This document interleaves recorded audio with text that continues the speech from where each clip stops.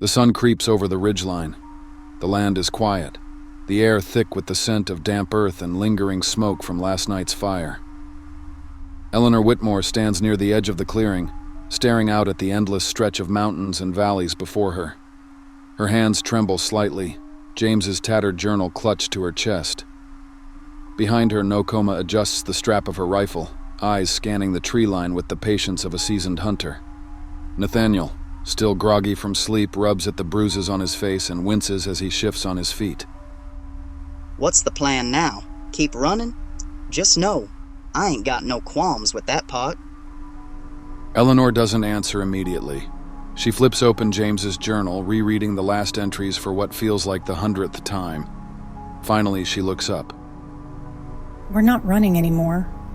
If we keep running, then that's all we'll ever do. And that ain't living. Besides, if we're gonna die, I'd rather die fighting.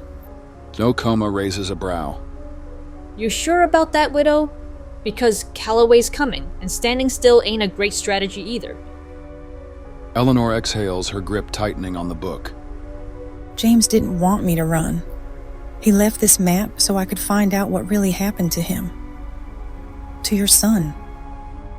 Nokoma's expression flickers for just a second. Too fast for Eleanor to read, but she doesn't argue.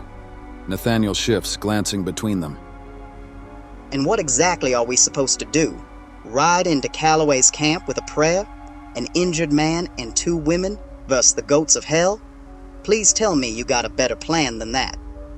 Eleanor shakes her head, stepping forward. I was thinking more along the lines of, we find what James was trying to protect.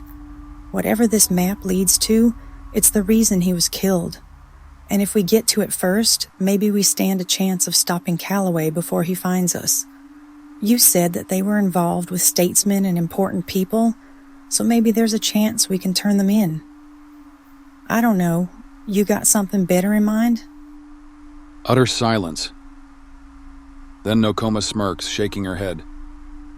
Guess I should have known you wouldn't back down easy. You're tougher than I thought. She slings her rifle over her shoulder and nods. Let's go find your damn treasure, then. Eleanor nods back, determination settling into her bones. This is it. The final trail begins.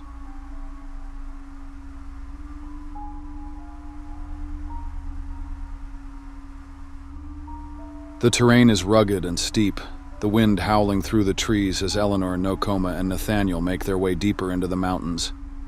Eleanor's legs burn with exhaustion, but she refuses to stop. She glances down at the map, tracing the path James had marked. A hidden valley, somewhere north. Nathaniel trudges beside her, muttering under his breath.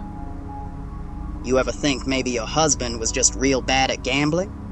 Maybe this whole thing's just about a debt he couldn't pay. I mean, come on. Eleanor shoots him a glare. James was many things, but careless wasn't one of them. I'd appreciate it if you didn't run your mouth about things you don't know. Show some proper respect. Nathaniel snorts. Alls I'm saying is, tell that to the bullet holes in his body. Nokoma slaps the back of his head. Less talking, more moving. Nathaniel grumbles but falls silent. The wind picks up, sending a low whistle through the pines. That's when Eleanor hears it. A sound beneath the wind, distant, hollow, like a bell ringing from deep inside the earth. She stops, frowning. You guys hear that? Nokoma and Nathaniel pause, listening. Then it comes again, a distant metallic clang. Nokoma's brow furrows. Sounds like it's coming from underground. Eleanor's heart thumps. She checks the map again. Then she sees it, a tiny marking near the final destination, a symbol she hadn't recognized before. A mine entrance. She looks up at Nokoma, realization hitting her like a freight train. James wasn't hiding only money. He was hiding everything, in the mine. Nokoma nods slowly. Then that's where we go.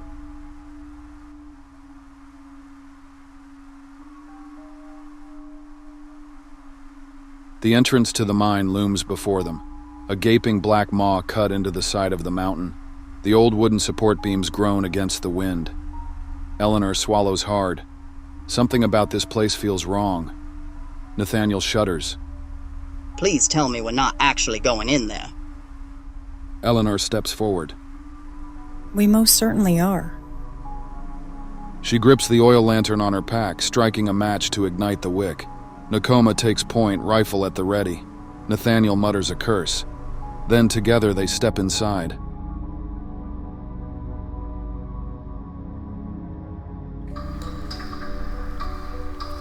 The air inside is stale and cold, thick with the scent of damp earth and rust. The lantern casts flickering light against the rough rock walls. The deeper they go, the more Eleanor feels it, an oppressive weight in the air. Something happened here. Something bad. Nathaniel shivers.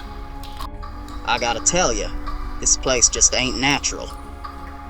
Eleanor ignores him, focusing on the walls. Then, she sees it, scrawled into the rock in faded black ink, Tahonis. Her breath catches. She reaches out, tracing the name with her fingers. Nokoma stiffens beside her. For the first time, Eleanor sees something in her expression. Pain. He was here. The realization hits hard. James and Tahonis were both here, and only one of them made it out. A loud creaking noise echoes through the mine. Nathaniel tenses. Uh-oh, that ain't normal. Then, a gunshot shatters the silence. A bullet ricochets off the rock. Eleanor barely has time to react before a shadow moves in the darkness. Calloway's men have found them.